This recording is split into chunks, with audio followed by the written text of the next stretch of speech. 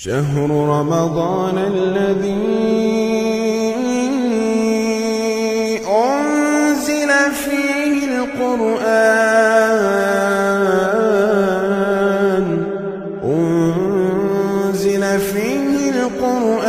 هدى للناس وبينات من الهدى والفرقان. السلام علیکم ورحمۃ اللہ وبرکاتہ. اعوذ باللہ من الشیطان الرجیم. بسم اللہ الرحمن الرحیم. وَإِذَا سَمِعُوا مَا أُنزِلَ إِلَى الرَّسُولِ تَرَى أَعْيُنَهُمْ تَفِيضُ مِنَ الدَّمْعِ مِمَّا عَرَفُوا مِنَ الْحَقِّ يَقُولُونَ رَبَّنَا آمَنَّا فَاكْتُبْنَا مَعَ الشَّاهِدِينَ.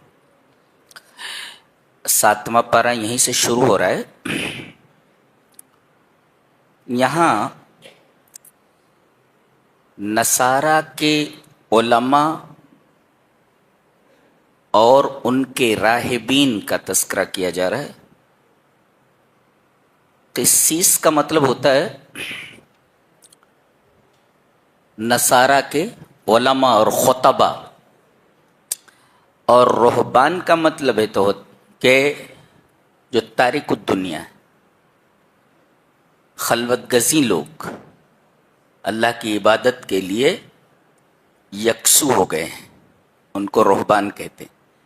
ان کی ایک صفت بیان کی گئی پہلے، وَأَنَّهُمْ لَا يَسْتَكْبِرُونَ. ان کے اندر استکبار نہیں ہے. مامانا الاستکبار،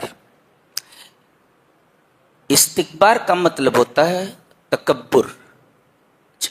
تکبر کسے کہتے ہیں؟ الکبر هو بطر الحق وغمت الناس. تکبر کہتے ہیں حق کو ٹھکرا دینا اور لوگوں کو حقیر سمجھنا. رد الحق وانتقاص الناس، حق کو ٹھکرا دینا، نہیں مانتا میں، اس کو کہتے ہیں تکبر. اور اس کے مفہوم میں یہ بات بھی داخل ہے کہ حق کو ٹھکرا دینے کے ساتھ ساتھ لوگوں کو حقیر سمجھتا ہو. اب یہ دیکھیں، یہ لفظ پہلے پارے میں شیطان کے تعلق سے آیا ہے. کیا؟ اللہ تبارک و تعالی نے فرمایا کہ سجدہ کرو تو سارے فرشتے سجدے میں چلے گئے سوائے ابلیس کے. ابا واستکبر وکان من الکافرین، اس نے انکار کیا اور تکبر کیا. دیکھو تو گویا کہ یہ جو انکار ہے، اللہ کے حکم کا جو انکار ہے، اس کا سبب یہ استکبار ہے. آدمی کبر میں مبتلا ہو جائے تو وہ حق کو چھوڑ دیتا ہے اور لوگوں کو حقیر سمجھتا ہے. یہاں بھی ایسے ہی ہوا. ایک طرف تو اس نے اللہ کے حکم کا انکار کیا، اللہ نے کہا سجدہ کر، اس نے کہا نہیں کرتا، یہ انکار ہے، ابا انکار. اور دوسرے سجدہ کیوں نہیں کیا؟ اس لیے کہ اس نے آدم کو حقیر سمجھا، اپنے سے چھوٹا سمجھا. تو گویا کہ کبر کے مفہوم میں دو چیزیں داخل ہیں، بطر الحق وغمت الناس، حق کو ٹھکرا دینا اور لوگوں کو حقیر سمجھنا. اور اس کا جو اپوزٹ ہے وہ تواضع ہے. تواضع یعنی ان کے اندر استکبار نہیں ہے تو ان کے اندر کیا ہے؟ تواضع ہے. فالتواضع سبب لقبول الحق والاستکبار سبب لرد الحق. ان کے اندر تواضع ہے اور تواضع یہ حق کے قبول کرنے کا سبب ہے، اور استکبار حق کو ٹھکرا دینے کا سبب ہے. جی. اب چونکہ ان کے اندر تکبر نہیں تھا، استکبار، لا یستکبرون، ان کے اندر تکبر نہیں تھا، یعنی ان کے اندر تواضع تھا، جس کی بنا پر کیا ہوا؟ وَإِذَا سَمِعُوا مَا أُنزِلَ إِلَى الرَّسُولِ، جب یہ قرآن کو سنتے ہیں. دیکھو ایک بار یہاں ایک تو ہے سننا، کیا سننا؟ ما انزل الی الرسول. ما انزل کا مطلب ہے قرآن حکیم. ایک بات یہ معلوم ہے کہ قرآن حکیم اوپر سے آیا ہے، اس لیے کہ انزال کیا ہوتا؟ الانزال من الاعلی، انزال جو ہوتا ہے نا وہ اوپر سے ہوتا ہے. اس کا مطلب قرآن حکیم بلندی پر تھا، لوح محفوظ میں تھا، لوح محفوظ اوپر ہے، وہاں سے یہ اترا. اچھا، اور الرسول، الرسول سے مراد یہ رسول خالی نہیں، الرسول، الرسول سے مراد جناب محمد رسول اللہ صلی اللہ علیہ وسلم. تو ایک تو معلوم ہوا کہ قرآن حکیم یہ اترا ہے، اوپر سے آیا ہے، اوپر سے اترا ہے، اور دوسرے محمد صلی اللہ علیہ وسلم پر اترا ہے. تو آپ کی رسالت کا ثبوت ملا کہ آپ رسول برحق ہیں. اور یہ بھی معلوم ہوا کہ قرآن حکیم آپ پر نازل ہوا ہے، اور لفظ انزال یہ بتاتا ہے کہ قرآن حکیم اوپر سے آیا ہے. اور یہ نقطہ بھی ملا کہ اللہ تبارک و تعالی جہت علو میں ہے، بلندی کی طرف ہے، عرش کے اوپر ہے، اور عرش سب سے زیادہ بلند ہے، اور اللہ فوق العرش ہے. تو اللہ تبارک و تعالی کے جہت علو کا بھی ثبوت ملا. اچھا، جب یہ قرآن کو سنتے ہیں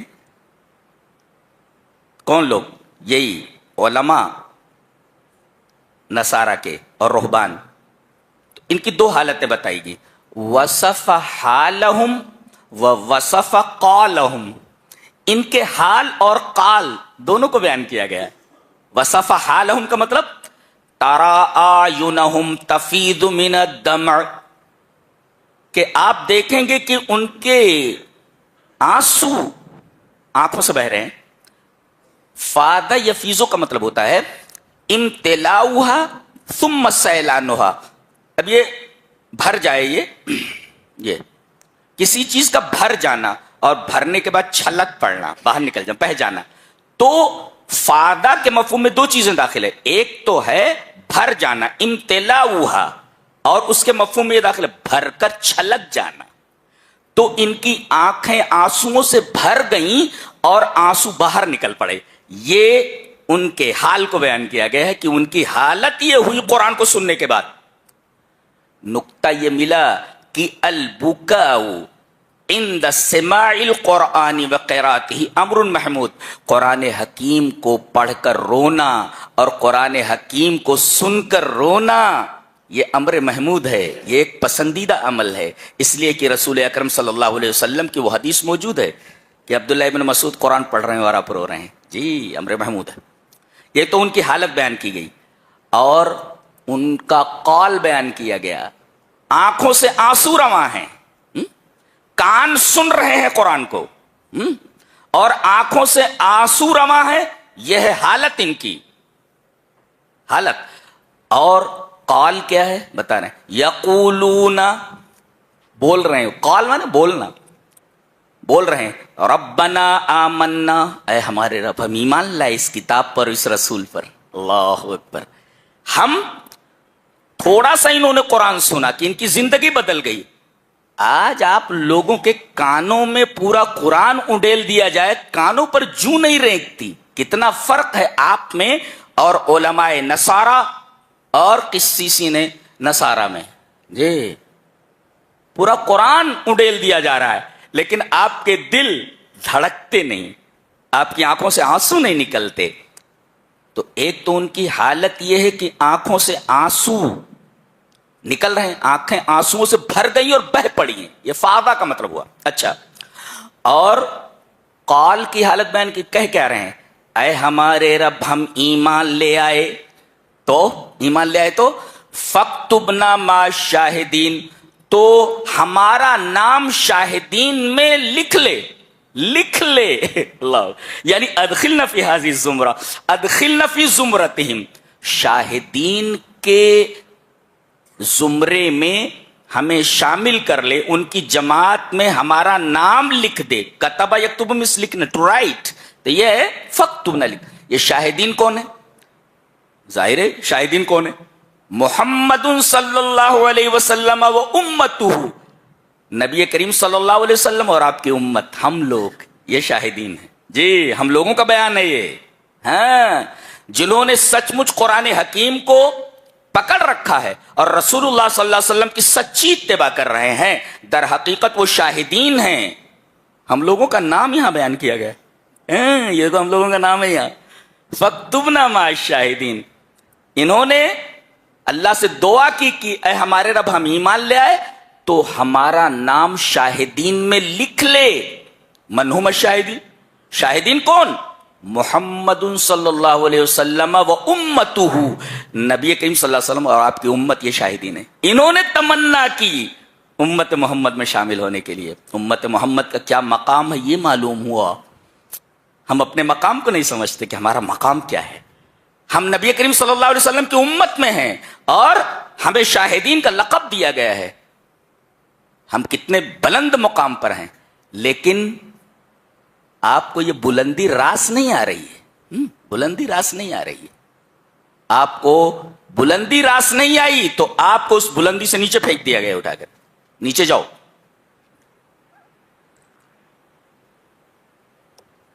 یہ اس آیت کریمہ کا مفہوم ہے. آگے چلتے ہیں. اللہ تعالیٰ نے فرمایا اے ایمان والو، یا ایھا الذین آمنوا لا تحرموا طیبات ما احل اللہ لکم ولا تعتدوا. دو چیزیں ہیں. ایک تو یہ کہ طیبات کو جسے اللہ نے حلال کر دیا ہے اسے حرام مت کرو. ما یہ طیبات، طیبات کسے کہتے ہیں؟ طیبات کی تعریف ہے ما لذ وطاب اکلہ مما لا ضرر فیہ علی الجسم والعقل. یہ تعریف ہے اس کی، طیبات کی. ہر وہ لذیذ چیز اور ہر وہ پسندیدہ اور اچھی چیز جسے کھایا جائے، ہر لذیذ چیز، ہر لذیذ کھانا اور ہر پاک کھانا، اچھا کھانا جس سے جسم اور بدن کو تکلیف نہ پہنچے، یہ طیبات ہے. اب اگر سگریٹ سے، اگر ڈاکٹر یہ بولتے ہیں کہ سگریٹ سے جسم کو یا عقل کو تکلیف پہنچتی ہے، طیبات کے دائرے میں نہیں ہے، لہذا حرام ہے. وہ سگریٹ حرام ہے، بیڑی حرام ہے، اس لیے کہ سگریٹ سے جسم کو نقصان ہوتا ہے. بعض کو دیکھا گیا جب پیتے ناک سے دھواں نکالتے، ناک سے دھواں نکال، سنا ہے بعض لوگ کان سے دھواں نکال دیتے، کیا کیسے نکالتے معلوم ہے. بہرحال طیبات میں کیا داخل ہے؟ ما لذ وطاب اکلہ، جس کا کھانا لذت والا ہو اور اچھا ہو کہ اس سے جسم پر اور بدن پر کوئی ضرر نہ آئے. تو ہر وہ کھانا جس سے عقل متاثر ہو یا بدن متاثر ہو، ہر ایسی چیز خبیثات میں داخل ہے، نہ کہ طیبات میں، جو طیبات کا اپوزٹ ہے خبیثات. اگر ڈاکٹر یہ کہتے ہیں کہ بیڑی اور سجائر، سگریٹ سے عقل یا جسم کو نقصان پہنچتا ہے تو یہ طیبات میں نہیں ہے، خبیثات میں ہے، لہذا رک جانا چاہیے اس. اچھا، اللہ تعالیٰ نے جو چیزیں حلال کی ہیں انہیں حرام مت کرو، اس لیے کہ حلت اور حرمت، تحلیل اور تحریم کا حق صرف اللہ تبارک تعالیٰ کا ہے. جی، تو حرام مت کرو، کھاؤ. اور دیکھو ولا تعتدوا، اور تجاوز مت کرو. الاعتداء ہوا مجاوزۃ الحق. اعتداء کسے کہتے؟ To cross the limit, that is called اعتداء. اعتداء مینس مجاوزۃ الحد، کراس دا لمٹ. تو آپ طیبات کھائیں، حرام نہ کریں، اور اعتداء نہ کریں، حد سے تجاوز نہ کریں. جیسے کوئی کہے کہ میں شادی نہیں کروں گا، میں شادی نہیں کرتا، ظاہر ہے کہ یہ ایک حلال چیز ہے اور آدمی اپنے اوپر اس کو حرام کر، هذا لا يجوز. کوئی کہے کہ میں رات بھر نماز پڑھوں گا، سوؤں گا نہیں، اقوم ولا انام، نماز پڑھوں گا سوؤں گا نہیں، هذا لا يجوز. اس لیے کہ ان لجسدک علیک حقا، آپ کے بدن کا بھی آپ کے اوپر حق ہے. ان لزوجک علیک، آپ کی بیوی کا آپ کے اوپر حق جی. اور اللہ نے ارشاد فرمایا کوئی جو لمٹ کو کراس کرتا ہے وہ میرے نزدیک پسندیدہ نہیں ہے. ان اللہ لا یحب المعتدین. معتدین تجاوز کرنے والوں کو، کراس کرنے والے جو حدود کو ہیں ان کو اللہ پسند نہیں کرتا. اس کے بعد شراب اور جوئے کے بارے میں کہا گیا کہ یہ رجس ہے. رجس کا مطلب ہوتا ہے مانوی گندگی، جس سے آدمی کو کراہت ہو، جس کے اندر طریقے کی بدبو ہو. تو رجس جو ہوتا ہے وہ مانوی ہوتا ہے. جیسے شرک یہ رجس ہے، انما المشرکون نجس، نجس. تو اسی طرح رجس ہے، رجس من ناپاک، گندا. المستقذر، المستقذر گندا. کہا گیا کہ شراب اور جوا ایک تو یہ گندی چیز ہے، روحانی طور پر گندی، اور من عمل شیطان، شیطان کا عمل ہے یہ. اچھا، فجتنبو، تو تم اس سے اجتناب کرو. ٹھہرو یہاں پر، توقف ہے نا، تھوڑا رکو یہاں دیکھیں. لعلکم تفلحون، یعنی فلاح کو اجتناب پر معلق کیا گیا ہے. علق الفلاح علی الاجتناب. اجتناب کسے کہتے ہیں؟ یہ جنب سے مشتق ہے. جنب جنب نے پہلو، ایک پہلو یہ ہے، ایک پہلو یہ ہے، یعنی ایک پہلو ادھر ہے اور ایک پہلو ادھر ہے. تو ان یکون الشیء فی جانب والشخص فی جانب آخر، یعنی وہ چیز ایک طرف ہو اور آدمی ایک طرف ہو. یعنی شراب اور جوا ندی کے اس کنارے پر ہو تو آدمی ندی کے اس کنارے پر ہو. دیٹ از کالڈ اجتناب. الگ الگ ہونا. جنب بنے پہلو، پہلو ہوتا نا الگ، ایک ادھر ایک ادھر ہے، اس کو کہتے جنب. جنب، ہاں وہی لفظ یہاں پر ہے. تو اس طرح دور ہو جاؤ جیسے ندی کے دو پارٹ ہیں آپس میں نہیں ملتے، ایسے ہی تم شراب اور جوئے سے دور چلے جاؤ.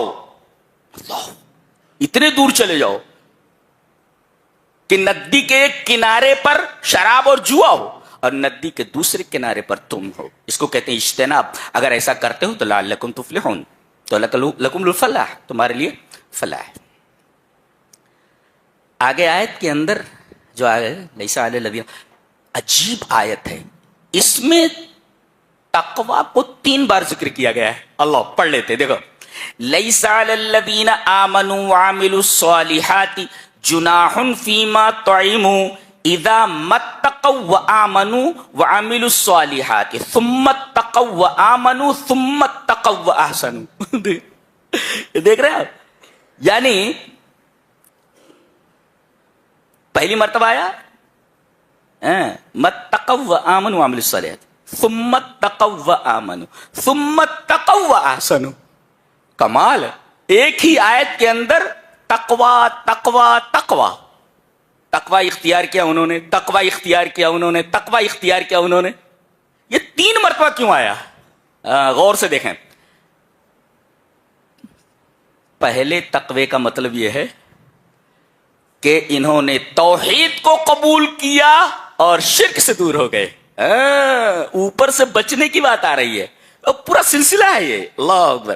تو ان لوگوں نے توحید کو اختیار کیا اور شرک سے بچے. تقوی مینس بچنا، یہ وقایا سے ہے.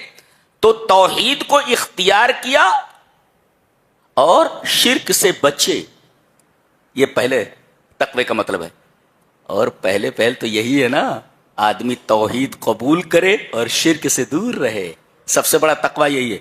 کوئی پوچھے کہ تقوی کا اعلیٰ درجہ کیا ہے تو آپ یہی کہیں گے کہ اللہ کی توحید اور عدم شرک، یہ تقوی کا اعلیٰ درجہ ہے. تو پہلے تقوی کا کیا مطلب ہے؟ توحید کو انہوں نے اپنایا اور شرک سے دور ہو گئے، یہ پہلے تقوی کا مطلب. اچھا، دوسرا ثم اتقوا وآمنوا، اور پھر تقوی اختیار کو انہوں نے نہیں مان لائے، بڑے بڑے گناہوں سے بچے اور ایمان اپنا بڑھاتے گئے. اللہ اکبر. یہ دوسرے تقوی کا مطلب ہے. پہلے تقوی کا مطلب کیا؟ کہ توحید کو اپنایا، شرک سے دور ہوئے، ایک، اور دوسرے تقوی کا مطلب اتقوا الکبائر وازدادوا ایمانا، یہ بڑے بڑے گناہوں سے دور ہوئے اور اپنے ایمان کو بڑھاتے رہے۔ اور تیسرے تقوی کا مطلب ثم اتقوا واحسنوا، انہوں نے چھوٹے چھوٹے گناہ بھی چھوڑ دیے ہیں۔ اتقوا الصغائر، اللہ اکبر، ایک ہی آیت کے اندر 3 بار تقوی کا لفظ ہے، حیرت ہے۔ اس آیت کے اوپر ہی اگر ایک مقرر، ایک خطیب جمعہ کا خطبہ دینا چاہے تو یہ آیت کافی ہے تقوی کے بیان کے لیے۔ 3 مرتبہ آیت ہے، چھوٹی سی آیت ہے، 3 بار تقوی کا مفہوم، تقوی کا ذکر ہے۔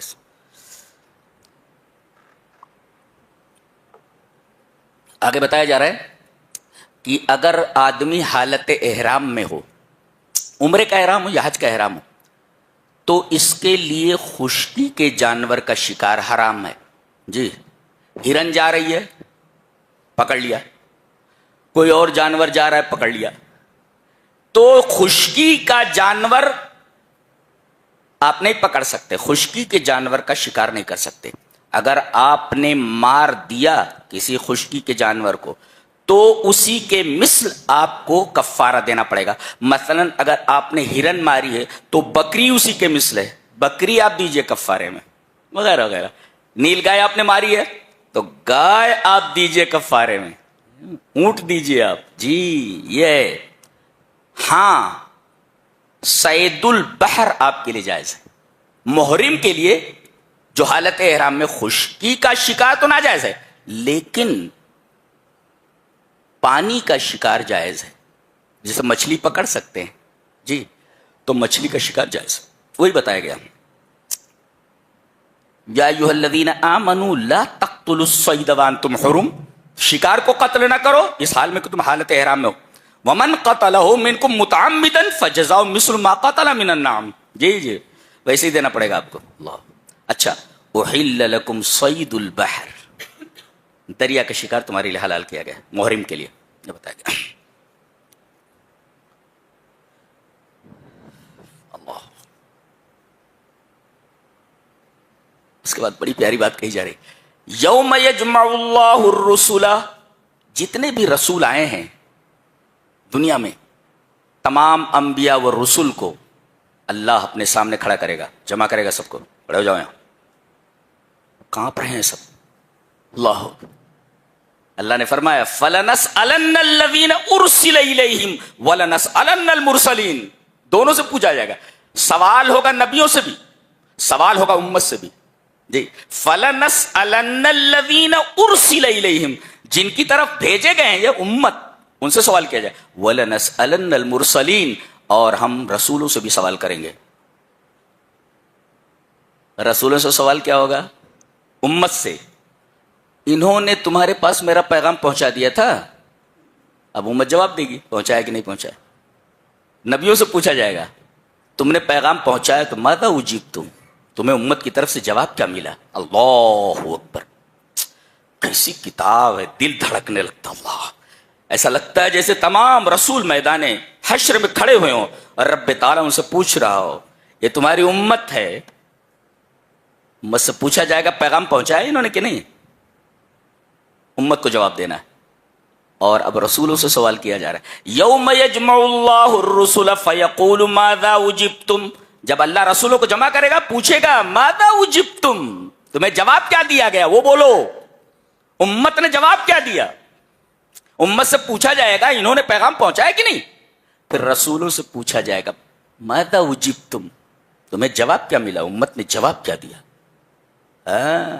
ہم لوگ بھی مسئول ہیں اور رسول بھی مسئول ہیں۔ اس کے بعد حضرت عیسیٰ علیہ السلام ان کے حواریین کا تذکرہ ہے، بہت بھوکے ہوئے بیچارے، کون بھوکے تھے کئی دنوں کے حواریین، کہنے لگے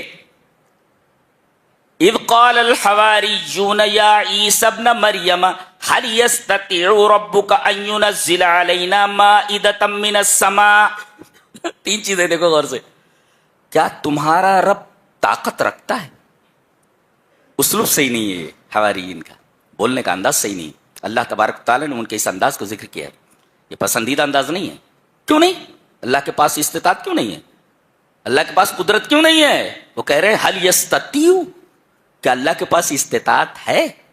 پہلا اسلوب یہ صحیح نہیں ہے حوارین کے بولنے کا. اور ربو کا یہ بولنا چاہیے تھا ہمارا رب. نبی سے کہہ رہے تمہارا رب، کیوں؟ تمہارا رب نہیں ہے وہ. نبی سے کہہ رہے تمہارا رب، یہ اسلوب بھی صحیح نہیں ہے. اور یہ پوچھ رہے ہیں ان ینزل علینا مائدۃ من السماء، آسمان سے دسترخوان اتار سکتا ہے؟ بھوکے ہیں ہم. یہ بھی اسلوب صحیح نہیں ہے. ہاں یہ بھی اسلوب صحیح نہیں ہے ان کے بولنے کا انداز. کوئی ملک کے بادشاہ کے پاس بیٹھ جائے اور اس سے مانگے کہ میرے لیے ایک سینڈوچ لا کر کے دو، کتنا برا سوال ہے یہ. بادشاہ کے پاس آپ بیٹھے ہوئے ہیں اور آپ ایک سموسہ منگوا رہے ہیں، اسے توہین ہے خود بادشاہ کی. یہ سینڈوچ مانگ رہا ہے. مانگ رہے ہیں تو کیا مانگ رہے ہیں؟ کھانے کی. اور کھینچ مانگ رہے ہیں، کھینچ کھینچ لا. ہاں کھینچ مانگ رہے ہیں.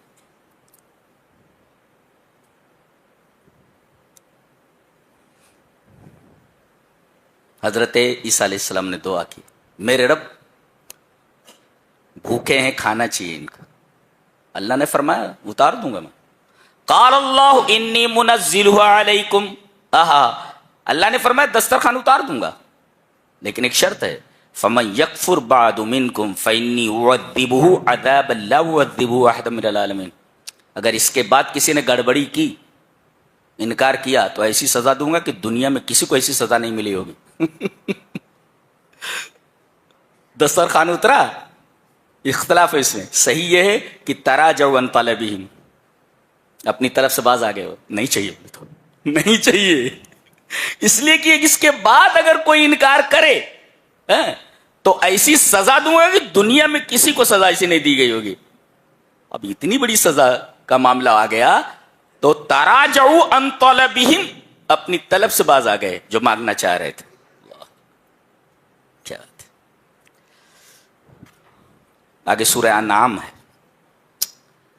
اس کے بارے میں ایک نقطہ ذہن میں رکھیں کہ اس سورہ کے اندر توحید کو کھول کھول کر بیان کیا گیا اور شرک کا رد کیا گیا. ذہن میں رکھو. اور پوری سورہ میں تقریباً 33%، یعنی جتنی بھی آیتیں ہیں پورے مجموعے کا 33% جو آیات ہیں وہ سب توحید پر مبنی ہے. اللہ اکبر.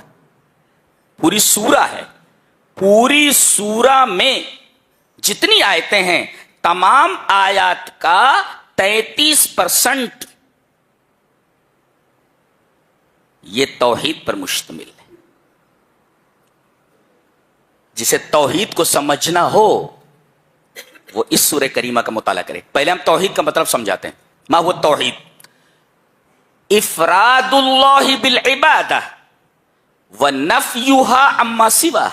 یہ ہے توحید کی تعریف، ڈیفینیشن آف توحید، کہ اللہ کو عبادت کے ساتھ الگ کر لینا اور اللہ کے علاوہ ہر چیز کی عبادت کی نفی کرنا. کیا مطلب؟ مطلب یہ کہ اللہ ہی عبادت کے لائق ہے، اس کے علاوہ کوئی عبادت کے لائق نہیں ہے. دیٹ از کالڈ توحید. توحید کی تعریف کیا ہوئی؟ افراد اللہ بالعبادہ ونفیها عما سوا، کہ اللہ ہی عبادت کے لائق ہے، اس کے علاوہ کوئی عبادت کے لائق نہیں ہے. یہ ہے توحید. اچھا، اب لا الہ الا اللہ کا مطلب وہی ہے، اللہ کے علاوہ کوئی معبود نہیں، اللہ ہی معبود ہے. نفی اور اس بات دونوں اس میں. لا الہ الا اللہ کا مطلب کچھ لوگوں نے لیا لا الہ الا اللہ اے لا موجود الا اللہ، اللہ کے علاوہ کوئی موجود نہیں ہے. یہ گمراہ صوفیہ ہیں کہ کائنات کی ساری چیز اللہ ہے. ہاں یہ مطلب لیا انہوں نے، اللہ کے علاوہ کوئی موجود ہے ہی نہیں. جب اللہ کے علاوہ کوئی موجود ہے ہی نہیں تو ساری چیزیں اللہ ہوئی. یہ گمراہ صوفیہ نے لا الہ الا اللہ کا مطلب لیا ہے. یہ ایک شرکی عقیدہ ہے صوفیہ کا. کچھ لوگوں نے کہا لا الہ الا اللہ کا مطلب لا حاکم الا اللہ، اللہ کے علاوہ کوئی حاکم نہیں ہے، ہذا ایضا غلط، یہ بھی صحیح نہیں ہے. لا الہ الا اللہ کی یہ توجیہ بھی صحیح نہیں ہے. بعض لوگوں نے کہا لا مالک الا اللہ، اللہ کے علاوہ کوئی مالک نہیں، جیسے کہ وہ ایک بابا کہتے تھے کیا سب کا مالک ایک، ابھی سب کا مالک لا مالک الا اللہ، سب کا مالک ایک، یہ بھی توحید نہیں ہے جی. توحید کیا ہے؟ لا معبود بحق الا اللہ، حقیقی معبود اللہ کے سوا کوئی نہیں، اور جن جن چیزوں کو انہوں نے معبود بنا رکھے ہیں وہ سارے کے سارے معبود غیر حقیقی ہیں. حقیقی معبود صرف ایک ہے. اللہ نے ارشاد فرمایا ذالک بان اللہ هو الحق، اسی سے لیا گیا ہے کہ لا الہ الا اللہ کا مطلب ہے لا معبود بحق الا اللہ، حقیقت میں اگر کوئی عبادت کے لائق ہے تو صرف اللہ ہے. اللہ اکبر. ورنہ کفار اور مشرکین بھی اللہ کو مانتے. تو ایک ہے اللہ کو ماننا، کہتے ہیں ہم اللہ کو مانتے ہیں، یہ توحید نہیں ہے. ذہن میں رکھو، اللہ کو ماننا یہ توحید نہیں ہے. جو لا موجود الا اللہ بولتے وہ بھی اللہ کو مانتے ہیں، لا حاکم الا اللہ جو کلمے کا مطلب بتاتے ہیں وہ بھی اللہ کو مانتے ہیں، لا مالک الا اللہ وہ بھی اللہ کو مانتے ہیں. مشرکین بھی اللہ کو مانتے تھے، کفار مکہ بھی. قرآن حکیم میں پورا بیان ہے. ان سے پوچھئے کہ ان کو پیدا کس نے کیا، بتائیں گے کہ اللہ.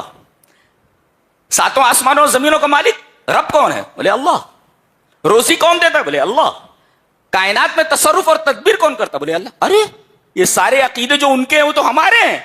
پھر ان کو کافر و مشرک کیوں کہا گیا؟ اس لیے کہ اللہ کی عبادت میں دوسروں کو شریک کرتے تھے، اس شریک کرنے کی وجہ سے انہیں کافر اور مشرک کہا گیا. تو گویا اللہ کو ماننا توحید نہیں ہے، بلکہ اللہ ہی کی عبادت کرنا جو ایاک نعبد سے ظاہر ہے، دیٹ از کالڈ توحید. اس کو توحید کہتے ہیں. اچھی طرح ذہن نشین کیا جائے، یہ ہے توحید کا مطلب. اس کے لیے تو صحابہ کرام نے اپنی جانیں قربان کر دی. اتنی پیاری چیز ہے. اور یہ نشہ جس کو چڑھ گیا وہ موتوں سے کہاں ڈرتا ہے. توحید ایک ایسا نشہ ہے کہ دنیا کی کوئی ترشی اس نشے کو اتار نہیں سکتی. یہ اللہ تبارک و تعالیٰ نے اسی توحید کو کھول کھول کر کے بیان کیا. اور کتنی آیتوں میں؟ 49 ورسز. یہ جتنی بڑی سورہ ہے، اس سورہ کی 49 آیتیں ایسی ہیں جو توحید پر دلالت کرتی ہیں. ذہن میں رکھو، سورہ انعام میں کتنی آیتیں ہیں جو توحید پر دلالت کرتی ہیں؟ 49 آیتیں. 49 ورسز. یہ ذہن میں آ گیا؟ اب شروع کر رہا اللہ تبارک تعالی. الحمدللہ الذی خلق السماوات والارض وجعل الظلمات والنور ثم الذین کفروا بربہم یعدلون. ایک مثال میں نے پڑھا کہ کچھ لوگ پلین سے جا رہے تھے، پلین کریش ہو گیا، سارے لوگ مر گئے، ایک آدمی بچ گیا. ایک آدمی بچ گیا، وہ بھوکا ہے، چاروں طرف گھوم رہا ہے. اچانک وہ دیکھتا ہے کہ ایک خیمہ لگا ہوا ہے اور باہر ایک دیگ کے اندر کھانا بن رہا ہے، لیکن آدمی دکھائی نہیں دے رہا ہے. آدمی دکھائی نہیں دے رہا ہے. کہتا او ہو. اب وہ یہ کہتا ہے کہ کوئی نہ کوئی یہاں موجود ہے، اس لیے کہ یہ جو کھانا بن رہا ہے اور یہ جو خیمہ لگا ہوا ہے، یہ خیمے کا لگنا اور یہ کھانے کا بننا اس بات کی دلیل ہے کہ یہاں آس پاس کوئی موجود ہے. اللہ تبارک و تعالیٰ نے اسی تخلیق سے اپنی الوہیت پر استدلال فرمایا ہے.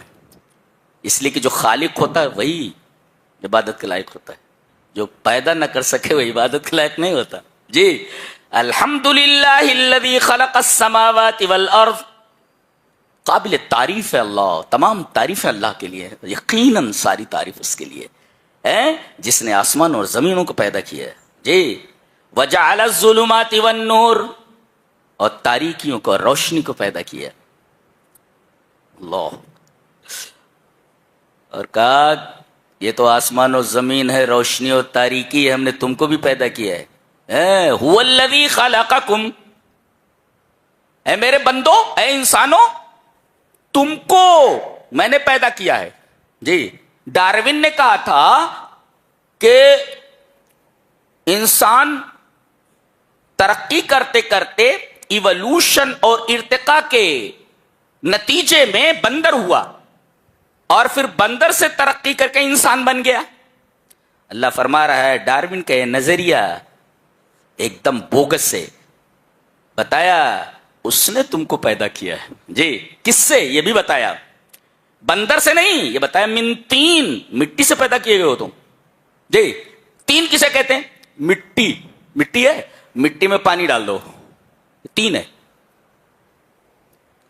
جب تک پانی نہ ہو، نہ ڈالا جائے، تب تک توراب ہے، اور اس توراب میں پانی ڈال دیا جائے، دیٹ از کالڈ تین. اللہ تبارک و تعالی نے تم کو پیدا کیا ایک من تین، مادہ بھی بتایا کس چیز سے تم پیدا کیے گئے ہو.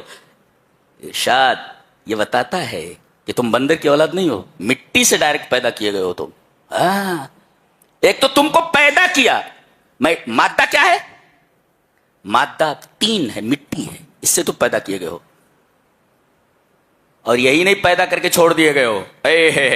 ثم قضا اجلا واجل مسمى، ایک ہے اجل، ایک ہے اجل مسمى. ما الفرق بین هذین اللفظین؟ حسن بصری اس کی تفسیر کرتے ہوئے کہتے ہیں کہ ما بین ان یخلق الی الموت، یہ ہے اجل. انسان کی پیدائش سے لے کر یہاں پیدا ہوا، وہ دیکھو یہ پیدا ہوا ہے، پیدا ہوا اور اس کے بعد یہ چلتے چلتے چلتے یہاں گیا، یہ مر گیا. یہ تو یہ پیدا ہونے اور مرنے کے درمیان کا جو یہ دورانیہ ہے، دیٹ از کالڈ اجل. اجل کسے کہتے ہیں؟ ما بین ان یخلق الی ان یموت، پیدائش سے لے کر موت تک کا جو فاصلہ ہے، جو دورانیہ ہے، اسے اجل کہتے ہیں. یہ متعین ہے، یہ کب پیدا ہوگے تم، اب کب مرو گے، متعین ہے یہ. اچھا اجل مسمى کیا ہے؟ اجل مسمى کا مطلب بتایا گیا کہ ما بین ان یموت الی ان یبعث، مرنے کے بعد اٹھائے جانے تک کا جو دورانیہ ہے اس کو کہتے ہیں اجل مسمى. اللہ اکبر. بتا دیا گیا کہ دنیا میں کب تک رہو گے، ایک دن مر جانا ہے. اور یہ بھی متعین کر دیا ہے کہ مرنے کے بعد اٹھائے کب جاؤ گے. سبحان اللہ. تخلیق، مادہ تخلیق، عمر کا تعین، مرنے کے بعد اٹھائے جانے تک کا تعین. چھوٹی سی آیت ہے، زندگی کا پورا سفر بیان کر دیا گیا ہے. دا جرنی آف لائف پوری کی پوری بیان کر دی گئی. الحمدللہ کمال کی کتاب ہے. نہیں ارے بولو بھائی، کمال کی کتاب ہے کہ نہیں؟ کمال کی کتاب جی. اور اس کے بعد اللہ فرماتا ہے ثم انتم تمترون، اس کے بعد بھی تمہیں شک ہو رہا ہے، اس کے بعد بھی تمہیں شک ہو رہا ہے، اس کے بعد بھی تمہیں شک ہو رہا ہے.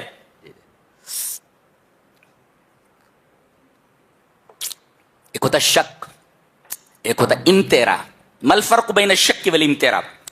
ایک مثال میں نے پڑھی کہ یہ گلاس پانی سے بھرا ہوا ہے، وہ دیکھ رہا ہے وہ کہ گلاس پانی سے بھرا ہوا ہے، پھر بھی وہ شک کر رہا ہے کہ گلاس خالی ہے. اس کو کہتے ہیں امترا. یعنی دیکھنے کے بعد کہ کوئی چیز بھری ہوئی ہے اس کو خالی سمجھ رہا ہے، دیٹ از کالڈ امترا. بہرحال اللہ اکبر. توحید سمجھ میں آ رہی ہے؟ یہ توحید ہے. ایک سوال کا جواب دیا جا رہا ہے، ارے یہ تو انسان ہے، یہ نبی کیسے ہو سکتا ہے؟ ہماری رہبری کے لیے ایک انسان کو کیسے بھیجا جا سکتا ہے؟ اللہ نے فرمایا ٹھیک ہے، کس کو بھیجنا چاہیے، کس کو بھیجا جائے؟ بھائی یہ انسان ہے تمہاری طرح، جی تمہیں اعتراض ہے کہ ہماری طرح ایک انسان کو کیوں بھیجا گیا؟ چلو بولو کس کو بھیجا جائے، فرشتے کو دیکھ لو کہ دم نکل جائے گا فرشتے کو دیکھ لو کہ دم نکل جائے گا اپنی اصلی حالت میں. اور فرشتے کو اگر انسان بنا کر کے بھیجا جائے تو پھر وہی سوال پیدا ہوگا, یہ تو انسان ہے. اگر اصلی شکل میں آئے تو پینٹ گیلی ہونا تو چھوڑو, ہاں دل کی دھڑکنیں بند ہو جائیں گی. فرشتہ ایسا ہوتا ہے, اللہ اکبر. اچھا, جنوں کا کوئی فرد رسول بنا کر کے بھیج دیا جاتا ہے, اگر ٹھیک ہے, اب ایسی جگہ پر آپ ہیں کہ پانی نہیں وہاں, اب جن کیا بولتا ہے کہ تم یہیں ٹھہرے رہو, میں وضو بنا کر کے آتا ہوں. ایک پیر ایک بر اعظم میں رکھتا, دوسرا پیر دوسرا بر اعظم میں, سمندر کے پاس پہنچ جاتا, وضو بنا کر کے آ جاتا. ارے بھائی ہم آپ کی اقتدا کیسے کر سکتے ہیں, آپ تو جن. ارے بھائی جب جن کی بھی اقتدا نہیں کر سکتا, اتباع نہیں کر سکتا, تو پھر انسان ہی کو بنایا جائے. عقل بھی یہ کہتی ہے کہ انسان ہی جو تمہارے جیسے مقتضیات رکھتا ہو اسے ہی رسول بنا کر کے بھیجا جائے. یہ عقلاً بھی مناسب ہے اور اچھا ہے. وہی کہا وَلَوْ جَعَلْنَاهُ مَلَكًا, اگر ہم رسول کسی فرشتے کو بناتے, لَجَعَلْنَاهُ رَجُلًا, تو ہم انسان ہی کو بناتے, تو ہم اسے رجل ہی بناتے, اسے انسان بناتے. وَلَلَبَسْنَا عَلَيْهِمْ مَا يَلْبِسُونَ, پھر وہی کہتے تم کہ یہ تو انسان ہے. یہ اللہ کمال ہے. اس کے بعد اللہ تبارک و تعالی نے اپنی توحید کی دلیل دی. قُلْ أَغَيْرَ اللَّهِ يَتَّخِذُ وَلِيًّا فَاطِرِ السَّمَاوَاتِ وَالْأَرْضِ, زمین اور آسمانوں کے پیدا کرنے والے کو میں معبود نہ بنا کر کسی اور کو معبود بنا لوں, اس لیے کہ وہ کھلاتا ہے کھاتا نہیں ہے. ایک اصول بتایا گیا, جو کھائے وہ معبود نہیں ہو سکتا, یہ جو کھلائے وہ معبود ہوتا ہے. دنیا کے جتنے بھی باطل معبود ہیں سب کھا رہے, سب کھا رہے. یہ چڑھاوے وہ چڑھاوے, یہ دو وہ دو, کہیں چادر کہیں مٹھائی کہیں سب کھا رہے ہو, سب کھا رہے. اللہ فرما رہا ہے معبود وہ ہوتا ہے جو کھلائے, جو کھائے نہیں. یہ معبود کا پہلا کرائیٹیرین ہے, بتایا گیا. اللہ اکبر. توحید کو کیسا کھول کھول کر بیان کر دیا گیا.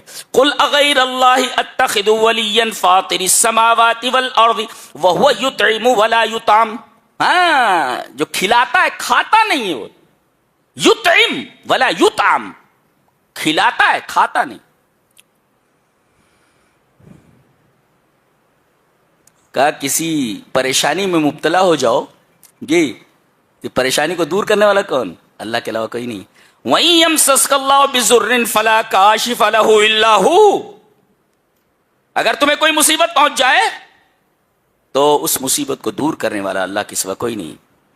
وَإِن يَمْسَسْكَ بِخَيْرٍ, اور اگر کوئی خیر تم تک پہنچے تو خیر کو پہنچانے والا بھی وہی ہے. جی کیا بات ہے.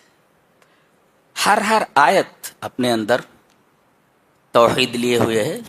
جی جی.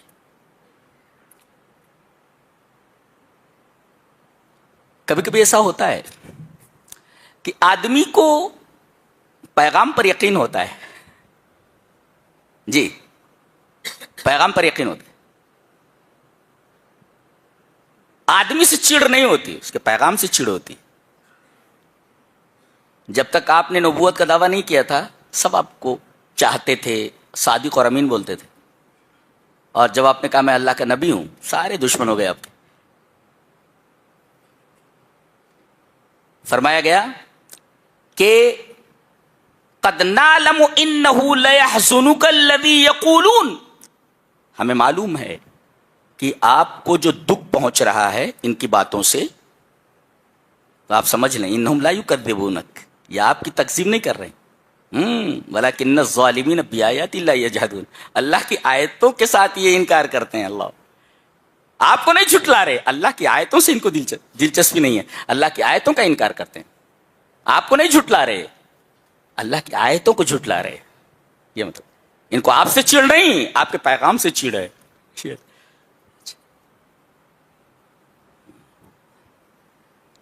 ایک بڑی اچھی بات کہی جا رہی ہے, دیکھو سمجھ میں آ جائے تو لے لو, علماء اس وجہ سے بیان کر دیتا ہوں. دیکھو جاؤ, وَمَا مِن دَابَّةٍ فِي الْأَرْضِ وَلَا طَائِرٍ يَطِيرُ بِجَنَاحَيْهِ, زمین میں چلنے والی کوئی چیز اور اپنے پروں کے اوپر، جناح میں نے پر، اپنے دونوں پروں کے ساتھ اڑنے والی کوئی چڑیا، یہ زمین میں چلنے والی کوئی چیز اور اپنے پروں کے ذریعے اڑنے والی کوئی چڑیا.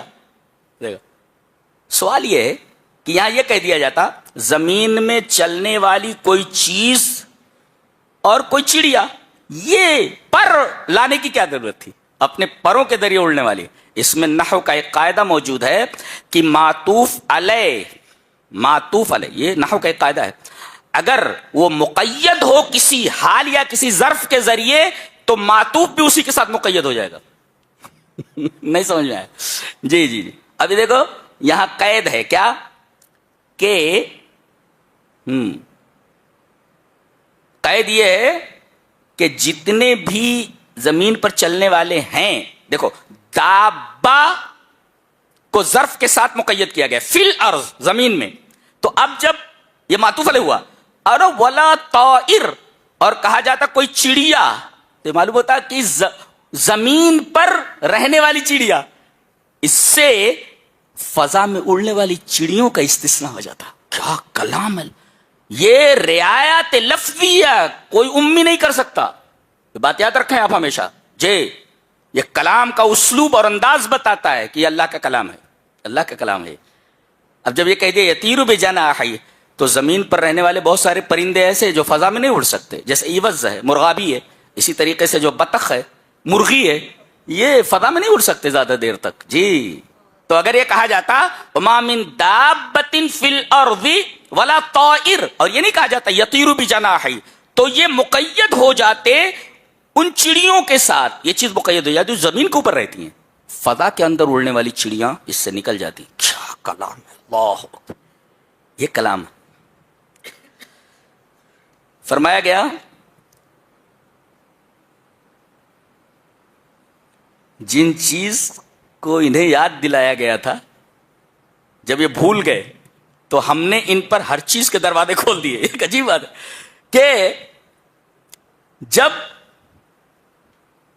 انہوں نے ہمارے حکموں کا انکار کر دیا اور شیطان کے راستے پر چل دیے، تو ہم نے کیا کیا؟ ان کے لیے ہم نے ہر چیز کے دروازے کھول دیے. ایک دکان تھی 10 دکانیں دے دی، ایک بنگلہ تھا 10 بنگلے دے دیے. ارے یہ تو نافرمان تھا، نافرمان تھا، یہ ایک بنگلہ بھی چھین لینا تھا. یہ ایک بنگلے کے ساتھ 9 بنگلے اور دے، 10 بنگلے ہو گئے. فتحنا علیہم، ایک دکان تھی 10 دکان ہو گئی. یہ نافرمانی پر یہ نعمتیں کیوں بڑھ رہی ہیں؟ فرمایا گیا حتی اذا فرحوا بما اوتوا اخذناهم بغتة فاذا هم مبلسون. یہ ہم اس لیے دے رہے ہیں کہ تمہاری مثال کہ نافرمانی کے باوجود تمہیں ہم نعمتوں سے نواز رہے ہیں، اس کا مطلب یہ ہے کہ تمہاری مثال چوہے جیسی ہے. یہ یہاں چوہے دانی لگا دی گئی ہے. ایک آدمی کے پاس ایک پنجرا ہے جس میں طوطا ہے. اب وہ طوطے کو لا کر کے مٹھائیاں دیتا ہے، لا کر کے سیب دیتا ہے، چیکو دیتا ہے، مرچیں دیتا ہے، اور ایک چوہے نے پریشان کر رکھا ہے. کہیں بھی کپڑا لٹکاؤ کاٹ دیتا ہے، کہیں بھی کھانا رکھو خراب کر دیتا ہے. تو اس کے لیے وہ چوہے دانی لاتا ہے، ماؤس ٹریپ لاتا ہے، اور اس کے اندر وہی نعمتیں رکھتا ہے جو وہ طوطے کو کھلا رہا ہے. اب چوہا آتا ہے اور اس کے بعد جیسے ہی چوہے دانی میں گھستا ہے دروازہ بند ہو جاتا ہے. فَإِذَا هُمْ مُبْلِسُونَ، حیران ہو جاتا ہے، ارے یہ کیا ہوا؟ اللہ فرما رہا ہے ایسے ہی یہ نعمتیں تمہیں دی جا رہی ہیں نا، اس چوہے کی طرح ہے، اس کو پکڑنے کے لیے ہے یہ. اور جب ہم پکڑتے ہیں تو حالت خراب کر دیتے ہیں، پھر بچے اٹھا کر لے جاتے ہیں، ایسا مارتے ہیں اس کو، چوہے کو، پوری چوہے دانی اٹھا لے جاتے ہیں میدان میں، دم مارتے اس کو، مار کر کے اسے ختم کر دیتے چوہے کو. تو جو نعمتیں طوطے کو دی جا رہی تھیں وہ پیار سے دی جا رہی تھیں، اور جو نعمتیں چوہے کے لیے رکھی گئی تھیں وہ غصے کی وجہ سے رکھی گئی تھیں. لے بیٹا آ، ہاں وہی ہے. فلما نسوا ما ذکروا به فتحنا علیہم ابواب کل شیء. جب ہماری نافرمانی کرنے لگے تو ہم نے ان کے اوپر تمام دروازے کھول دیے، نعمتوں پر نعمتیں عطا کی. اور اس کے بعد جب یہ ناز نخرے کرنے لگے تو ہم نے ان کو اچانک پکڑ لیا، جیسے چوہے کو پکڑ لیا جاتا ہے. نعمتیں ایک ہی ہیں. طوطے کو دی جا رہی ہے، بطیب نفس دی جا رہی ہے، لیکن وہ جو چوہے دانی میں نعمتیں رکھی ہوئی ہیں وہی نعمتیں ہیں، لیکن چوہے کو پکڑنے کے لیے ہیں. تو اگر نافرمانی کے بعد بھی اگر اللہ نواز رہا ہے کسی کو تو ہوش میں آ جانا چاہیے کہ استدراج ہے، یہ ڈھیل ہے، یہ پکڑے جاؤ گے اسی چوہے کی طرح، اور پھر ہوش ٹھکانے آ جائیں گے.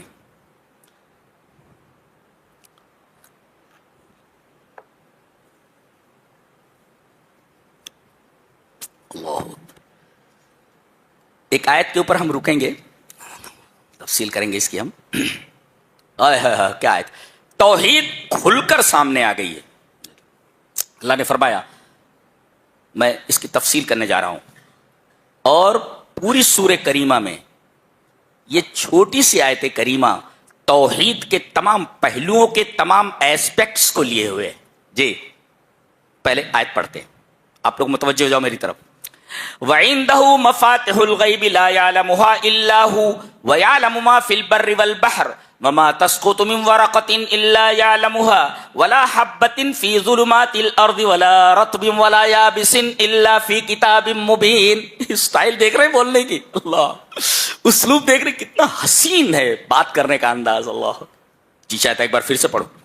وَعِندَهُ مَفَاتِحُ الْغَيْبِ لَا يَعْلَمُهَا إِلَّا هُوَ وَيَعْلَمُ مَا فِي الْبَرِّ وَالْبَحْرِ وَمَا تَسْقُطُ مِنْ وَرَقَةٍ إِلَّا يَعْلَمُهَا وَلَا حَبَّةٍ فِي ظُلُمَاتِ الْأَرْضِ وَلَا رَطْبٍ وَلَا يَابِسٍ إِلَّا فِي كِتَابٍ مُبِينٍ. یہ اسلوب بتاتا ہے کلام کا کہ یہ کسی انسان کا کلام نہیں ہو سکتا، یہ رب تعالیٰ کا کلام ہے. یہ اللہ فرما رہا ہے اسی کے پاس. ظرف کو مقدم کیا گیا ہے، اور ظرف کو اگر مقدم کر دیا جائے تو حصر کا فائدہ ہوتا ہے. اسی کے پاس ہے، کیا مطلب؟ کسی اور کے پاس نہیں، اسی کے پاس ہے، کسی اور کے پاس نہیں. کیا؟ مفاتیح الغیب، مفتاح مانے کنجی جمع، مفاتی، اور مفتاح مانے کنجی جمع. یہ مفتاح اور مفتاح دونوں کی جمع ہے. تو اسی کے پاس ہے، کسی اور کے پاس نہیں. کیا؟ غیب کی کنجیاں. اچھا، کنجیاں کہا گیا، غور سے دیکھو. کنجی کہاں لگتی ہے؟ یہ دروازہ ہے، دروازہ ہے، دروازے پر تالا ہے، اور تالے کی چابی ہے. دیکھا ذرا، یہاں دروازہ اور روزہ نہیں کہا گیا ہے، دروازہ اور روزہ نہیں کہا گیا. اللہ نے فرمایا غیب کی کنجیاں اسی کے پاس ہیں. کنجیاں بولے تو چابی، کیز. اب یہ دروازہ ہے، دروازے کے پیچھے خزائن غیب ہے، خزانے ہیں سب. غیب کے خزانے دروازے کے پیچھے ہیں، اور دروازے پر تالے پڑے ہوئے ہیں، اور تمام. اچھا، دروازہ ایک نہیں ہے، اس لیے کہ چابیاں کئی ہیں تو دروازے بھی کئی ہیں اور تالے بھی کئی ہیں. اتنے دروازے ہیں اللہ کے علاوہ کسی کو معلوم نہیں، اتنے تالے ہیں کہ اللہ کے علاوہ کسی کو معلوم نہیں، اتنی چابیاں ہیں کہ اللہ کے علاوہ کسی کو معلوم نہیں. اللہ اکبر. یہ مطلب ہوا وَعِندَهُ مَفَاتِحُ الْغَيْبِ. دروازہ ہے، دروازے پر تالا ہے، ایک دروازہ نہیں، بہت سارے دروازے ہیں، تالے ہیں، تالے کی چابیاں صرف اسی کے پاس. اچھا، یہ دروازہ ہے کدھر؟ کسی کو معلوم نہیں. اب دروازہ معلوم نہیں ہے تو دروازے کے پیچھے جو خزائن ہیں غیب کے کیسے معلوم ہو سکتے؟ اللہ کے علاوہ کسی کو معلوم ہو دروازہ کدھر ہے؟ اللہ کے علاوہ کسی کو معلوم نہیں تالے کہاں ہیں، اللہ کے سوا کسی کو معلوم نہیں چابیاں کدھر ہیں. اللہ، رونگٹے کھڑے ہو جاتے اللہ. اسے کہ توحید کہتے ہیں. وَعِندَهُ مَفَاتِحُ الْغَيْبِ لَا يَعْلَمُهَا إِلَّا هُوَ. اللہ کے علاوہ کسی کو معلوم نہیں. نہ کسی بابا کے پاس ہے، نہ کسی پیر کے پاس، نہ کسی فقیر کے پاس، نہ کسی نبی کے پاس، نہ کسی ولی کے پاس. اسی کے پاس ہے. عندہ، اس کے علاوہ کسی کے پاس نہیں. اچھا، یہ تو ہوا چابیوں کی بات، دروازوں کی بات، تالوں کی بات. تفصیل کر لیں آپ. دروازے کتنے ہیں اللہ کے علاوہ کسی کو معلوم نہیں. تالے کتنے ہیں اللہ کے علاوہ کسی کو معلوم. چابیاں کتنی ہیں اللہ کے علاوہ کسی کو معلوم. دروازے کے پیچھے خزانے کتنے ہیں اللہ کے علاوہ کسی کو معلوم نہیں. ایک وَيَعْلَمُ مَا فِي الْبَرِّ وَالْبَحْرِ، خشکی پر جتنی چیزیں ہیں، خشکی پر کیا کیا چیزیں ہیں؟ درخت ہیں. اللہ کو معلوم ہے پوری دنیا میں جتنے بھی درخت ہیں کتنے ہیں معلوم ہے؟ اللہ. صحرا میں ریت کتنی ہے، ریت کے ذرات کتنے ہیں اللہ کو علم ہے. اللہ. صحرا میں تاحد نگاہ جو ریت پھیلی ہوئی اس کے ایک ایک ذرے کا اسے علم ہے. وہ جانتا ہے کہ کتنے ذرات. درخت کتنے ہیں اسے معلوم ہے. درختوں میں ڈالیاں کتنی ہیں سب معلوم ہے. پھل کتنے لگے ہوئے ہیں سب. انسان کتنے ہیں خوش سب معلوم. مرد کتنے ہیں معلوم. عورتیں کتنی ہیں معلوم. ظالم کتنے ہیں معلوم ہے. مظلوم کتنے ہیں معلوم. غریب کتنے ہیں معلوم ہے. امیر کتنے ہیں معلوم. وَيَعْلَمُ مَا فِي الْبَرِّ، خشکی پر جتنی بھی چیزیں سب کا علم اسے. اللہ. والبحر، اور دریا میں آدمی سمندر کو دیکھ لے تو ہیبت طاری ہو جائے. اچھلتی ہوئی موجیں، اللہ اکبر. آدمی اگر ان کی لپیٹ میں آ جائے تو ایک دفعہ گیا اوپر نہیں آتا. سمندروں کو دیکھے اللہ. اللہ فرماتا ہے دریا کے اندر کیا ہے معلوم. اس کی گہرائی کتنی ہے معلوم ہے. مچھلیاں کتنی ہیں معلوم ہے. چھوٹی مچھلیاں کتنی ہیں معلوم ہے. بڑی مچھلیاں کتنی ہیں معلوم ہے. اس کی تہوں میں کیا کیا چیز ہے اللہ فرما رہا ہے سب کا علم مجھے ہے. سب کا علم مجھے. سب کا. اسے توحید کہتے ہیں. اور فرمایا گیا وَمَا تَسْقُطُ مِنْ وَرَقَةٍ، درخت سے کتنے پتے گرے مجھے معلوم ہے، اور کتنے پتے ابھی درخت پر بچے ہیں وہ بھی معلوم ہے ہمیں. اسے علم کامل کہتے ہیں. وَمَا تَسْقُطُ مِنْ وَرَقَةٍ إِلَّا يَعْلَمُهَا، کتنے پتے گرے دنیا کے درختوں سے اور کتنے پتے درختوں پر باقی رہے اس کا بھی ہمیں علم ہے. وَلَا حَبَّةٍ، زمین میں جو تم نے دانے ڈالے ہیں کتنے دانے ڈالے ہیں ہمیں علم ہے. کون سوکھ گیا اور کس کے اندر سے کوپل نکل رہی ہے ہمیں علم ہے. اس کا ہمیں علم ہے. اور زمین کی تاریکیوں میں، زمین کی تاریکیوں میں جو دانہ ڈال دیا گیا ہے، اندھیرا ہے چاروں طرف. ہم جانتے ہیں کون سا دانہ کدھر ہے تاریکی. اللہ. ولا رطبن، کون سی چیز ہری ہے اور کون سی چیز سوکھی ہے سب کا علم ہمیں ہے. لفی کتاب مبین.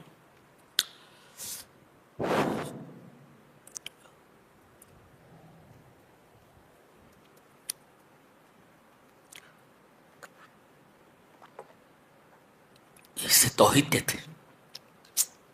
ایسی آیت پورے قرآن میں کہیں نہیں ہے.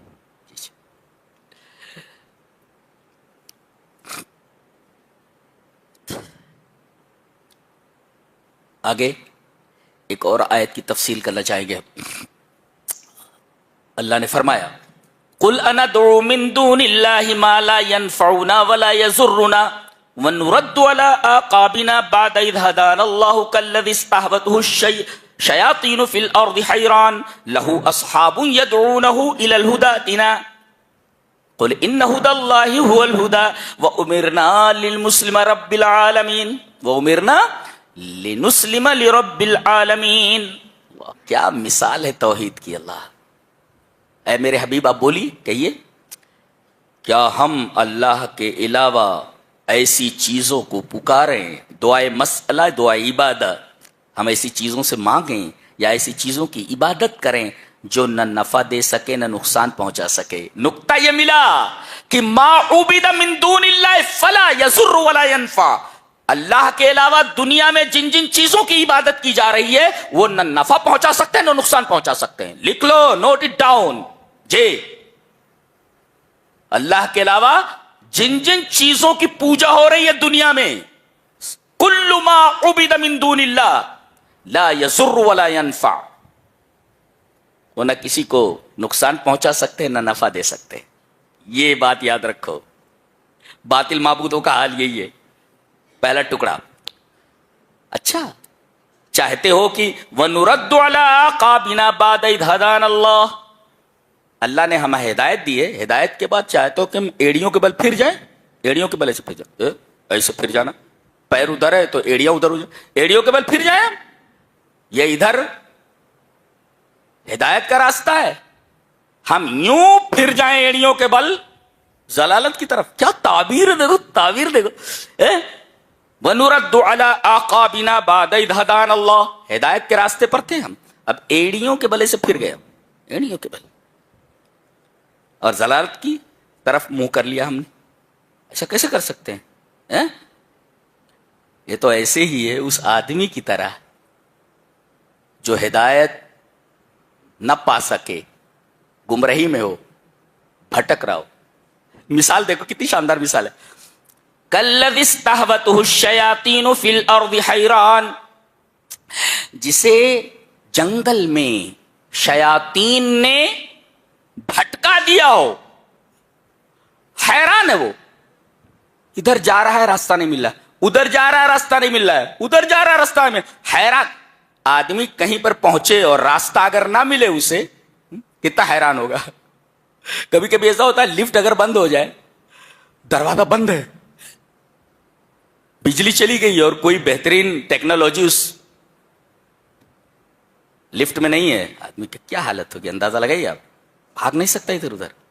یہ دیکھو کَالَّذِی اسْتَهْوَتْهُ الشَّیَاطِینُ فِی الْأَرْضِ حَیْرَانٍ، تو اب یہ آدمی شیاطین نے اس کو پھٹکا دیا ہے، اب یہ حیران ہے، حیران یکون حائرن، حیران ہو جا رہا. اب دو ہیں، ایک طرف تو اس کے ساتھی ہیں، اس آدمی کے، یہ ساتھیوں سے الگ ہو گیا ہے، جیسے کوئی بکری ریوڑ سے الگ ہو جائے. اچھا لہو اصحاب، اس کے ساتھی ہیں، یدعونہ الی الہدی ائتنا، یہ ہدایت کی طرف بلا رہے ہیں، ایتنا ہمارے پاس آؤ، کم ٹو اس، ہمارے پاس آ جاؤ. کدھر ہو تم؟ اچھا قل ان ہدی اللہ هو الہدی، اللہ کی ہدایت ہی حقیقی ہدایت ہے. اب دیکھو تو ایک طرف تو شیطان پکار رہا ہے، اے ادھر آؤ، اور ایک طرف اس کے ساتھی پکار رہے ہیں، اس کے ساتھی پکار رہے ہیں ادھر آؤ. اب وہ حیران ہے، آوازیں اگر مختلف سمتوں سے آنے لگے تو جاننا کدھر. کسی شاعر نے بہت اچھا کہا ہے کہ بہت خوبصورت شعر ہے کہ میں کدھر جاؤں کہ ہر سمت سے آتی ہے صدا. پہلا مصرع ہے او مجھے دور سے آواز لگانے والے، او مجھے دور سے آواز لگانے والے، میں کدھر جاؤں کہ ہر سمت سے آتی ہے صدا. او who you calls out to me from afar, where should I go, for from every direction the same voice calls out. اللہ اکبر. یعنی او مجھے دور سے آواز لگانے والے، میں کدھر جاؤں، where should I go، میں کدھر جاؤں، ہر سمت سے آواز آ رہی ہے. تو ایک طرف تو شیاطین پکار رہے ادھر آ جاؤ، ایک طرف دوست لوگ پکار رہے ہیں جی ادھر آ جاؤ. اور ایک مطلب یہ بھی، ایک طرف فطرت سلیمہ پکار رہی ہے کہ ہدایت کی طرف آ جا، عقل سلیم پکار رہے ہدایت کی، اور دوسری طرف نفس امارہ پکار رہا ہے کہ ادھر آ جا. ایک طرف دائی حق پکار رہا ہے، ایک دائی ضلال پکار رہا ہے، جانا کدھر. حیران ہے وہ، حیران ہے. اب اللہ فیصلہ کر رہا ہے کہ ہدایت اللہ کی ہدایت ہے، لہذا یہ اللہ کی ہدایت کی طرف اس کو پلٹنا چاہیے. جی کیا بات ہے، کیا بات ہے. Who you call out to me from afar, where should I go, for from every direction the same voice called me. آگے فرمایا گیا کہ 18 پیغمبر ہیں.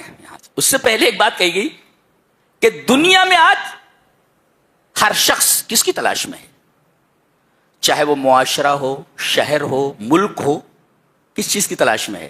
امن کی تلاش میں، شانتی کی تلاش میں. دنیا کا ہر گھر، دنیا کا ہر شہر، دنیا کا ہر ملک ایک چیز کی تلاش میں ہے، شانتی کی تلاش میں، امن کی تلاش میں ہے۔ اللہ تبارک تعالیٰ نے بتایا امن کدھر ہے جی، الذین آمنوا ولم یلبسوا ایمانہم بظلم اولئک لہم الامن وہم مہتدون، جن لوگوں نے توحید اختیار کی اور اس میں شرک کو نہیں ملایا، ملاوٹ نہیں چلتی اللہ کے یہاں، ہر چیز خالص چلتی ہے، وہاں ملاوٹ نہیں چلتی۔ تو جن لوگوں نے توحید اختیار کیا اور اس میں ملاوٹ نہیں کی، اولئک لہم الامن، تو شانتی انہی کے لیے۔ شانتی، دوا کدھر ہے؟ بیماری کدھر ہے؟ بیماری یہی ہے نا، اشانتی پھیلی ہوئی ہے، شانتی چاہیے، بدامنی پھیلی ہوئی، امن چاہیے۔ اللہ فرما رہا ہے کہ امن اور شانتی کدھر ملنے والی ہے؟ توحید میں ہے۔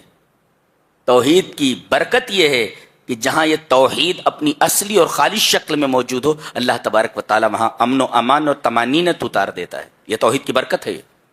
اور مان بات، 18 پیغمبروں کا نام، جی نام بنام ان کا ذکر کیا گیا۔ وَتِلْكَ حُجَّتُنَا آتَيْنَاهَا إِبْرَاهِيمَ عَلَىٰ قَوْمِهِ نَرْفَعُ دَرَجَاتٍ مَّن نَّشَاءُ إِنَّ رَبَّكَ حَكِيمٌ عَلِيمٌ وَوَهَبْنَا لَهُ إِسْحَاقَ وَيَعْقُوبَ كُلًّا هَدَيْنَا وَنُوحًا هَدَيْنَا مِن قَبْلُ وَمِن ذُرِّيَّتِهِ دَاوُودَ وَسُلَيْمَانَ وَأَيُّوبَ وَيُوسُفَ وَمُوسَىٰ وَهَارُونَ وَكَذَٰلِكَ نَجْزِي الْمُحْسِنِينَ وَزَكَرِيَّا وَيَحْيَىٰ وَعِيسَىٰ وَإِلْيَاسَ كُلٌّ مِّنَ الصَّالِحِينَ وَإِسْمَاعِيلَ وَالْيَسَعَ وَيُونُسَ وَلُوطًا وَكُلًّا فَضَّلْنَا عَلَى الْعَالَمِينَ۔ 18 پیغمبروں کا نام بتایا گیا اور فرمایا گیا ذَلِكَ هُدَى اللَّهِ يَهْدِي بِهِ مَن يَشَاءُ مِنْ عِبَادِهِ وَلَوْ أَشْرَكُوا، اگر یہ تمام انبیاء بھی شرک بفرض محال کریں تو انبیاء کے تمام اعمال کو ہم باطل کر دیں گے۔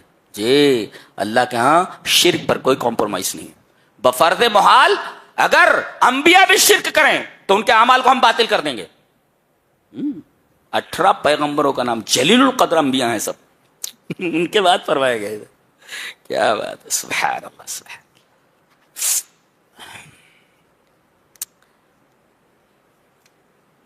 اس کے بعد فرمایا گیا ذالکم اللہ ربکم لا الہ الا ہو، اللہ کے علاوہ کوئی عبادت نہیں۔ کیوں؟ اللہ کے علاوہ کسی کی عبادت کیوں؟ خالق کل شیء، اس لیے کہ ہر چیز کا پیدا کرنے والا وہی ہے، تو جس کی کھاؤ اسی کی کھاؤ، یہی ہے نا بھائی، اس کے علاوہ کوئی معبود نہیں۔ کیوں؟ اس لیے کہ وہ ہر چیز کا پیدا کرنے والا ہے۔ تو دعوے کی دلیل دی گئی، عبادت کو ڈیزرو کون کرتا ہے؟ اللہ، اللہ ہی عبادت کا مستحق۔ کیوں؟ خالق کل شیء، جی اللہ کے علاوہ کوئی معبود نہیں۔ کیوں؟ اس لیے کہ ہر چیز کا پیدا کرنے والا ہے۔ تو کیا کیا جائے؟ فاعبدوہ، تو اسی کی بات۔ ایک ہی چھوٹی سی آیت دیکھو، کیا بات، دعویٰ ہے، دلیل ہے اور امر ہے۔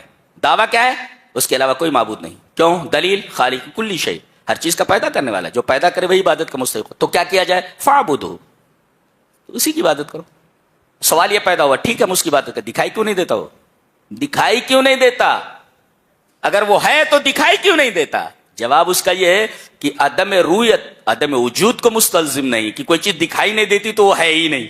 آتما کہاں دکھائی دیتی ہے؟ روح کہاں دکھائی دیتی؟ مگر وہ موجود ہے۔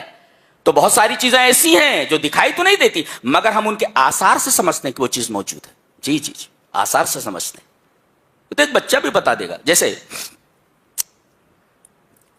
کمرے میں 3 دوست بیٹھے ہوئے ہیں، دروازہ بند ہے برابر، اب دروازے پر کوئی نوک کرتا ہے،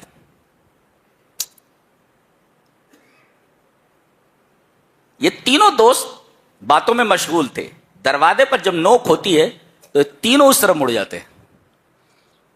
یہ تینوں جانتے ہیں کہ دروازے پر کوئی موجود ہے۔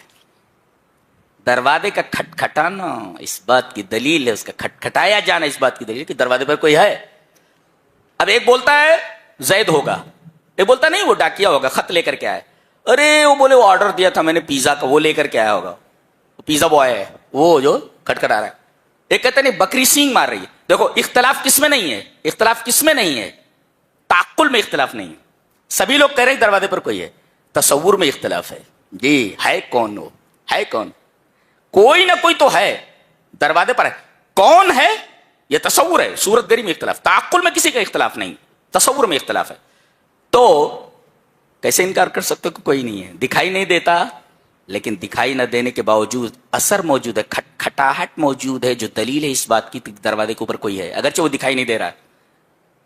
بھائی دروازے پر کھٹکھٹاہٹ ہے نا، لیکن وہ دکھائی نہیں دے رہا ہے، تو آپ کیا انکار کر سکتے ہیں کہ دروازے پر کوئی نہیں ہے؟ جی دروازے پر ہے موجود وہ. تو کسی چیز کا دکھائی نہ دینا اس کے عدم وجود کو مستلزم تھوڑی کہ وہ ہے ہی نہیں. جی وہ بتایا گیا لا تدرکہ الابصار، اور یہ بھی بتایا گیا دکھائی کیوں نہیں دیتا، اس لیے کہ آنکھیں اس کا ادراک نہیں کر سکتی. دنیا میں آنکھوں کو وہ قوت ہی نہیں دی گئی ہے کہ اللہ تبارک و تعالیٰ کی تجلی اور اس کے دیدار کا تحمل کر سکے. لا لا لا. ہاں جنت میں دیکھیں گے، جنت میں دیکھیں. اللہ اکبر. کیا آپ کو ایسا نہیں لگتا کہ جس نے پوری دنیا میں حسن بکھیر رکھا ہو وہ کس قدر جمیل ہوگا؟ اللہ ہمیں نیک عمل اور اچھی سمجھ کی توفیق عطا فرمائے. وآخر دعوانا الحمدللہ رب العالمین.